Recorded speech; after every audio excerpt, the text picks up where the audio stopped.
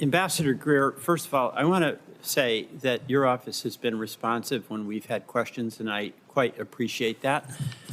But what I do want to take this opportunity to do is explain to you whatever the intent of the tariffs are. It's really causing a lot of harm so far in Vermont, both the tariffs and the way in which they are variable and changing quite a bit. And I want to take the opportunity to tell you, because I know you're concerned about the well-being of small businesses. I know you're concerned about the well-being of everyday consumers. But the tariffs are really, really troublesome in Vermont. Number one, our tourism is down about 40%. A lot of that has to do with the rhetoric that the president has used, and I don't hold you responsible for that. But the 51st state, the governor of Canada, that rhetoric has really inhibited Canadians from coming down. Steve Wright, who's the head of Jay Peak, a really prominent resort in northern Canada, got a call where 100 people from Canada canceled their trip to the U.S., to Vermont. You can't do anything, I guess, about that, but I hope to the extent you can urge the president to speak in a much more courteous way towards our Canadian neighbors. That's going to help us in Vermont. The other thing we're hearing about, or I'm hearing about, Canada is Vermont's #1 trade customer, $631 million worth of goods annually, 3,600 jobs in Vermont. And as a result of the tariffs, let me just give you some examples. And I appreciate you listening, but I really want Vermont to be heard as to the concrete outcomes of what's happening and the way it's being done. Rovers North is a small business in Westford, Vermont. They rehab Land Rovers. For the first time in 50 years, they had to have layoffs. Orvis, which is a world-renowned sports equipment fishing company, has been forced to close over half its stores and has gone through multiple rounds of layoffs. Very heartbreaking for us in Vermont. Jasper Hill Farms is an international award-winning cheesemaker. It was started by two young brothers in Vermont. It has now achieved distinction worldwide. In Hill Farmstead Brewery, which is also started by a sixth-generation young man in Greensboro, Vermont. Both of those have seen their overhead and equipment costs double in price. They're losing business daily to Canadians because they don't come down for their visits to their companies. When the global liberation tariffs were first announced in April, pardon me, of 25, President Trump excluded more than 1,000 products without providing any rationale for why those specific products were listed. And those exemptions were made, and it appears it was made because whoever was on the receiving end had the ability to contact somebody in the White House to get an exemption. Our Vermonters don't have that telephone number. So we're just getting hit with these tariffs, and it looks like to some extent, if you have access to the administration, you may get an end around and avoid them, which is really troubling to us in Vermont. We are having trouble getting the refunds. I heard the exchange, and I know that you have to follow the law. I heard you explain that. But just going through that has been really tough for us. So I just want you to understand how tough this has been in Vermont. We really value our relationship with Canada, both emotionally and financially and economically. In the way the tariffs have changed constantly, and recently, just I think 2 days ago, the president has announced new tariffs that may go into effect. People just don't know what to count on, and it's hurting us badly. So I guess I'll end by just asking if you can give me some assurance that there'll be more clarity and certainty to the tariff policy and frankly, a respectful engagement, even if negotiations are tough, but where we're treating Canadians as the longtime friends of Vermont that they've been. Thank you for listening, Mr. Ambassador. Just briefly, because it's out of time. Canada has benefited from the best trade agreement, even under the trade treatment, even under the president's trade policy since last April. The vast majority of what they're sending to us has come in preferentially. It has remained that way. It's been consistent that way. Even now, with the tailored actions we took this week, we're fighting against a ban on American liquor on shelves. We're fighting against hard caps on export of American cars. So we've never banned Canadian products. We've never done that kind of thing, but we're fighting against caps on American cheese. I think about your cheese producers. They should be exporting more to Canada. Can't refuse this. So we're trying to balance this relationship, have as much trade, liberal trade in North America as possible while protecting our producers. It's not going to happen overnight. We didn't get into this problem overnight, won't be fixed overnight, but I want to work with you. You list off a lot of companies. I'm happy to meet with them personally and talk to them. Sometimes it's tariffs, sometimes there are other things going on, but if there are things we can do to try to smooth this process for them, I want to work with you. Okay. Thank you. Thank you, Senator Warren. Senator Barrasso. Thank you, Mr. Chairman.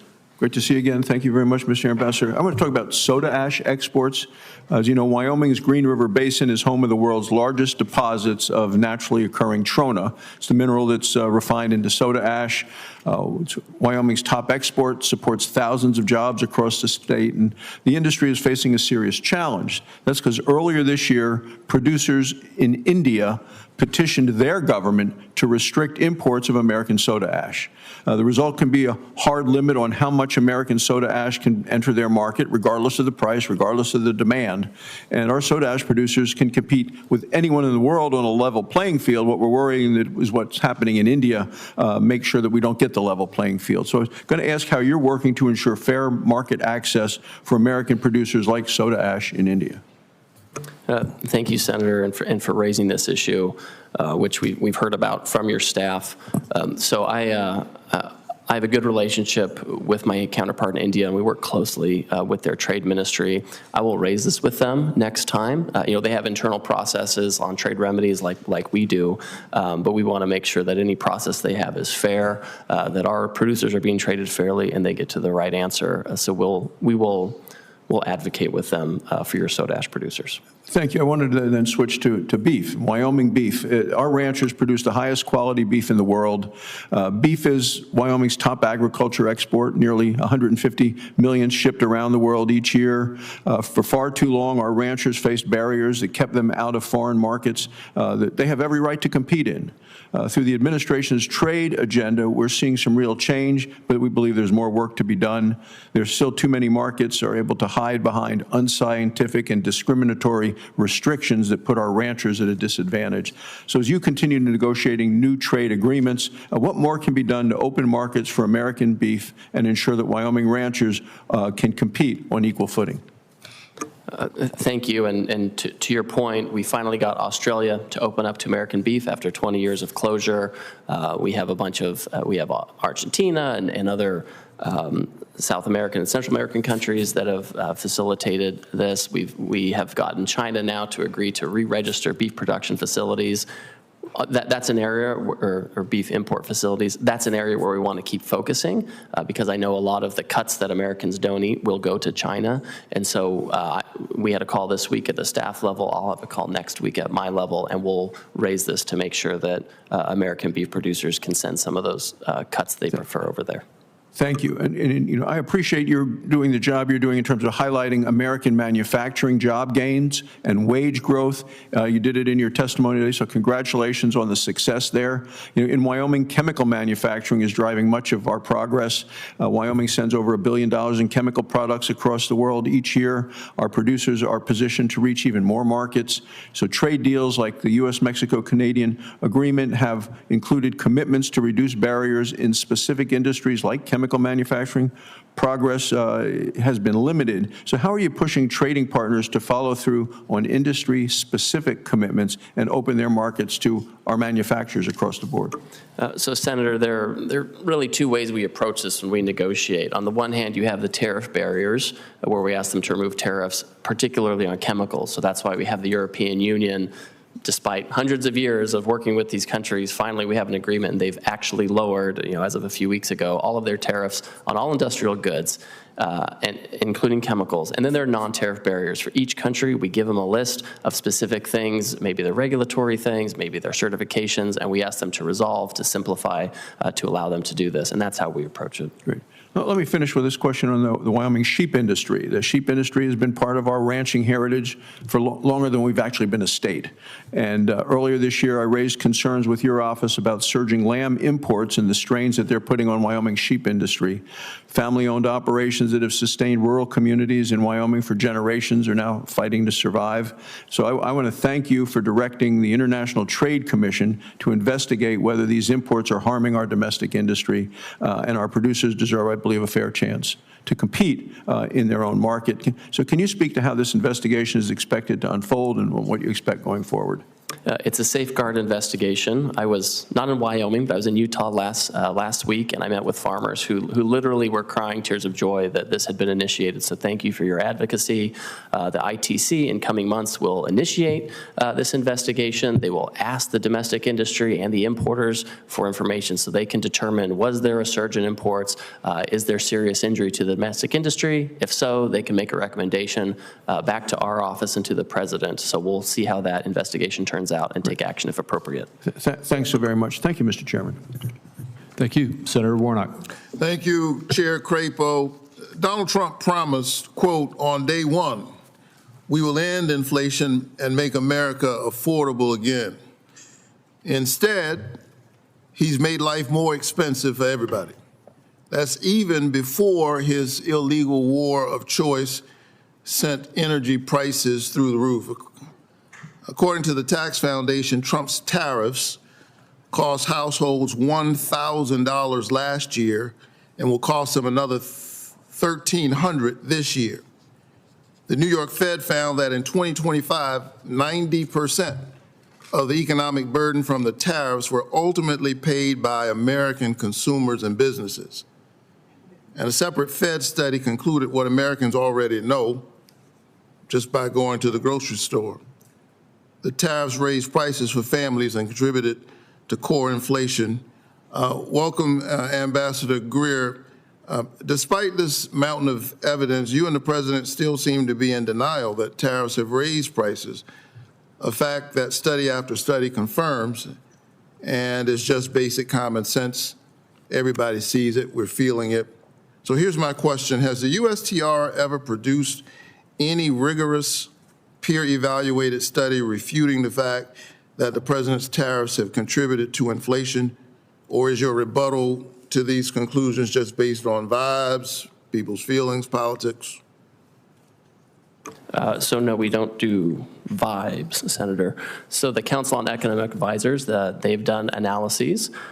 We have seen, in fact, in the last month, inflation drop by 0.4%, core goods to 2.6%. Quite a contrast under Biden time with a 9% inflation. Eggs have gone down by 28% year on year. Do you want the data, sir? Well, I'll give it to you. I want an answer to my actual question. Well, I have data. I'm trying to give it to you. My question is, have you ever produced a peer-evaluated study refuting this evidence? I literally have the data I'm prepared to read to you from the Bureau of Labor Statistics, which has serious economists. Year on year, the price of eggs has gone down 28%. Smartphones have gone down 12%. Butter has gone down 8.7%. That's not my question. That's not my question. I thought you want to know about the prices. They're down. That's not my question. The point is that tariffs contributed to inflation. Prices are higher than they were when the president came into office, and tariffs made it worse. People all over Georgia know that. Businesses know that. And I'm asking you, I guess the answer to that is no. There's no peer-evaluated, rigorous study refuting this. Giving me item by item what the price of eggs is doesn't take seriously the situation. That's what Americans care Americans about. That's what Americans care about. They care about these prices, and they're down. So how about this? Within 60 days, will the USTR, since you seem convinced that this is working and that tariffs have not driven up inflation, can you produce a formal, rigorous study, say within the next 60 days, that disproves what all Americans and economists believe to be true about the clear link between these tariffs and price increases? Can you produce that? Sir, we have substantial data we'll provide for you. I'm happy to sit with you and talk about this because I don't think a 5-minute colloquy does it justice. I'm happy to come and talk to you. Everything in the grocery cart comes from America, produced here, or Canada, Mexico, duty-free, so that's... So let's move on to one of the president's claims. He implemented these tariffs to create what he promised would be a, quote, manufacturing boom. Meanwhile, we've lost at least 75,000 manufacturing jobs since this president has taken office. How many net manufacturing jobs should we expect to see created by the end of this term because of these tariffs? Keep in mind that we're already at a net negative of 75,000. So in terms of data, so this year in 2006, we've had an average increase per month of 3,000 manufacturing jobs. In 2024, last year of Biden, there was a negative 15,000 jobs on average per month lost. So we've righted the ship on this, and now we're in positive territory, which is where we want to be. How much of that construction is due to data centers? You want to talk about construction now? Okay, so factory construction has gone up. The employment in factory construction has gone up to 83,000, which is a huge benefit for our construction. A lot of this is factory. Some is for computing. Some is for data. Things that can. So where do you expect to be at a net positive by 2030? Because right now we're at by 2030? Yeah, right now we're at a net negative. Yes, because after COVID, manufacturing jobs went back up, as one would expect, when the economy opened back up, and then it plummeted by 220,000 jobs under Biden. We stabilized it last year. Now we're net positive again, so I expect that trend to continue if these policies continue. So we're out of time, Brother Chair. Let me just say why this is important. I'm talking to business leaders all across Georgia, talking to consumers. One example is a company where they've had to lay off folks because they need a special type of steel that we don't make. And that steel is now subject to a 50% tariff. I could go on and on. I'm all for manufacturing jobs, but these tariffs are raising costs, and everybody seems to know that except the Trump administration. Thank you. Thank you, Senator Blackburn. Thank you, Mr. Chairman. Thank you, sir, for being here with us today. We appreciate it. And as you well know, Tennessee's got a great economy. It is vibrant and booming, and we've got so many companies that are looking to relocate their businesses in our state because we're one of the best led and lowest tax states in the country, and I'm hearing from them every day. They're excited to be in Tennessee, but they almost always tell me they're nervous about the uncertainty of the tariff landscape. And you and your team have always been responsive to us, and you've engaged with us, and I thank you for that. Tennesseans agree with you and President Trump that we have to onshore manufacturing and establish fair and reciprocal trade around the globe, but the whipsaw effect has made it difficult for some of our businesses to maintain their growth plans or to make big capital investments. I'm going to touch on some of the things I'm hearing back home. I won't ask you to reply here in person, but I will submit these for QFRs.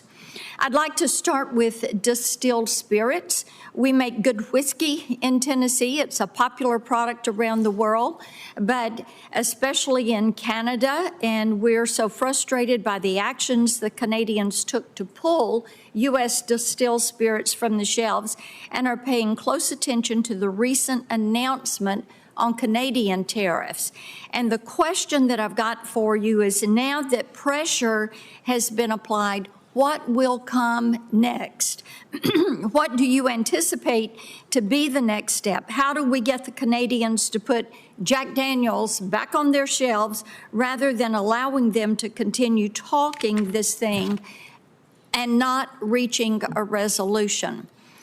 On the other side of the border, we've got Mexico. I know you're heading down there this evening. I'm hopeful that your discussions will be productive. We have companies in Tennessee who are concerned about Mexico's discriminatory use of tax audits. We see business reports that show us legitimate deductions are disallowed, significant tax assessments imposed without a meaningful opportunity to challenge them before payment is required, and inconsistent enforcement that creates substantial uncertainty for companies investing or operating in Mexico. Is this something you're discussing with the Mexicans, and how can we assure parity for American businesses that are operating in Mexico? Additionally, you and I have spoken before about the ITACs. I am pleased that several of these have already been reconstituted, and many will be joining you in Mexico to provide feedback from industry in a classified setting. That said, I have auto companies who employ thousands of Tennesseans that are not represented by an ITAC in the USMCA discussions.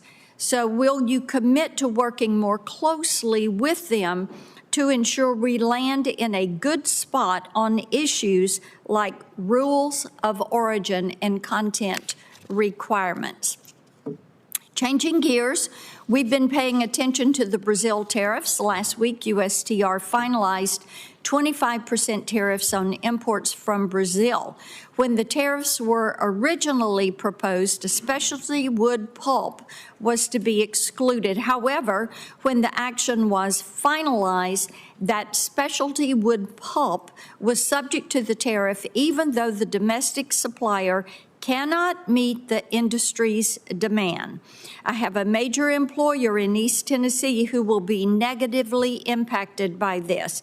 I'd welcome the opportunity to help set up a meeting for you or your team so that you can engage directly with these folks who are working to find a solution. Will you agree to sit down with them? I also want to touch on China. I spoke last week with several of our Treasury nominees about the importance of holding the Chinese accountable to their commitments. Soybeans are our largest ag export in Tennessee, and China is the largest purchaser of those soybeans. I'd like to ask you the same question. How are you ensuring when you get commitments from China that they actually follow through? And as you address this issue, how can we stop the nefarious practices we see from them, like dumping and transshipment, which has such a negative impact on many of our companies? I am a little over time. I'm going to look forward to your written response on the questions. So often, what we have found in our office is we're the first stop for companies that are trying to navigate a complex trade environment. They're looking for certainty, and as you know, many of these companies want to make major capital investments in states like Tennessee, and they want to utilize all the benefits of the Working Families Tax Cut. So we are seeking to work with you to find answers and to bolster manufacturing in the United States. Thank you, and thank you, Mr. Chairman. Thank you, Senator Blackburn. And Senator Wyden has a quick closing statement, and we will be wrapping this hearing up. The vote has already started about 10 minutes ago. Thank you very much, Mr. Chairman, and I will be brief. As I indicated in my opening statement, today I introduced legislation to move trade back to where the American people have a voice, and that's Congress. If you take today's situation and what we learned this morning, I don't believe that Congress would go out and put a 50% tax on goods and services that jack up prices on the American people. I think what we would do is we would put Americans first, which is what the Founding Fathers had in mind, and I think it's very fitting that we had this hearing, Mr. Chairman, on a day when I said it's also time to empower the American voter on this trade issue. That's what I've done with my legislation, and I hope we'll pick up support on both sides of the aisle. It's Mr. Greer, thank you for being with us for questions. Look forward to working with you, Mr. Chairman. Thank you, Senator Wyden, and that does conclude the hearing. Again, I also want to thank you, Ambassador Greer, for accommodating our having to reschedule and for making the time to come and meet with the committee today. Congress looks forward to continued collaboration with the administration to advance trade policy that benefits the American people. With that, I remind my colleagues the deadline for submitting any questions for the record is 5 p.m. next Wednesday, July 29, and the Finance Committee stands adjourned.